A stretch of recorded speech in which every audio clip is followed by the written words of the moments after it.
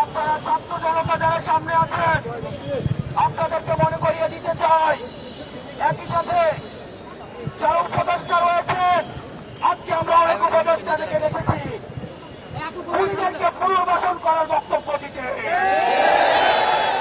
আমরা সেই সব উপদেষ্টাদেরকে মনে করিয়ে দিতে চাই, ছাত্র জনতার অভ্যুত্থানের মধ্য দিয়ে আপনি উপদেষ্টা হয়েছেন। সুতরাং যখন কোন বক্তব্য দিবেন, আপনার সামনে যেন 5ই আগস্টের গণভবনের চিত্রটা মাথায় থাকে, আপনার সামনে যেন 5ই আগস্টের পার্লামেন্টের চিত্রটা মাথায় থাকে। যারা স্বৈরাচারকে পুনর্বাসন করতে চায়, যারা খুনি হাসিনাকে পুনর্বাসনের মধ্যে বক্তব্য দিতে চায়, আমরা ছাত্র ছাত্রীরা যেভাবে তাদেরকে উপদেষ্টা বানিয়েছি, ঠিক একইভাবে গদি থেকে ছুড়ে নামাকে আমরা দিলাম। আজকের এই মঞ্চ থেকে আমি 3টি দাবি জানাতে চাই। 1 নম্বরে, যারা খুনিদেরকে পুনর্বাসন করার জন্য ব্যাকস্টেজে মেকানিজম করছেন, আপনাদের এই প্লটিং এর আমরা পিছটাক ভেঙে দিব। এবং আমরা বলতে চাই, আমরা সচেতন করে দিতে চাই উপদেষ্টাদের, আপনারা সচেতন হয়ে যান, আপনাদেরকে ছাত্র জনতা প্রতিহত করবে। সুতরাং খুনিদেরকে পুনর্বাসন করার কোন ধরনের চিন্তা আপনারা করবেন না। আমার 2 নম্বর আহ্বান মিডিয়া ভাইদের প্রতি, গণমাধ্যমের সাথে আমাদের সৌহার্দ্যপূর্ণ সম্পর্ক, আমাদের তাদের সাথে সৌহার্দ্যপূর্ণ সম্পর্ক ছিল, আছে এবং থাকবে। আমাদের আন্দোলনকে সার্বজনীন করার ক্ষেত্রে গণমাধ্যমের অবদান অনস্বীকার্য। এই ফ্যাসিজমকে উৎখাত করতে গণমাধ্যমের ভূমিকা অনস্বীকার্য।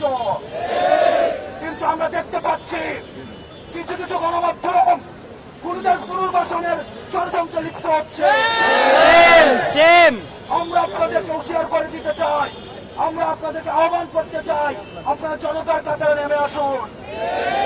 অথবা দেখা যাবে অনেক গণমাধ্যম কর্মীরা শেষ দিকে এসে তাদের ঘুমের মধ্যে তাদের যে ম্যাচটি থাকে সেখানে তারা নেমপ্লেটটা লাগিয়ে জনতার কাতারে নেমে আসতে পারেনি। সুতরাং আপনাদের জন্য সেই ভবিষ্যৎ না হয়।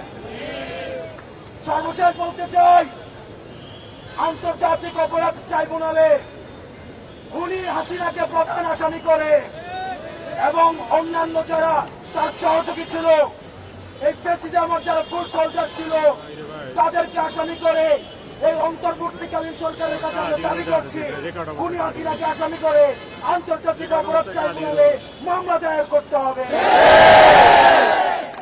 রক্তের দাগ এখনো শুকায় না, বাতাসে রক্তের গন্ধ এখনো যায় না, মেডিকেল আহতরা কাতরাচ্ছে। সুতরাং আপনাদের স্পর্ধা হয় কিভাবে? আপনারা জনতাকে অস্বীকার করে খুনিদেরকে পুনর্বাসন করবেন। যারা শিক্ষার্থী এখানে রয়েছেন, আমরা আপনাদেরকে বলতে চাই, ক্যাম্পাসে ছাত্রলীগের চলে আসা দখলদারিত্বের যে রাজনীতি, দখলের রাজনীতি, ক্যাস্ট্রোমের যে রাজনীতি, স্বৈরাচারকে ফুড সোলজার হিসাবে পালন করার যে রাজনীতি, এই রাজনীতি ক্যাম্পাসে পুনর্বাসন আর কোনদিন হবে না, কোন দলের মধ্য দিয়েই হবে না।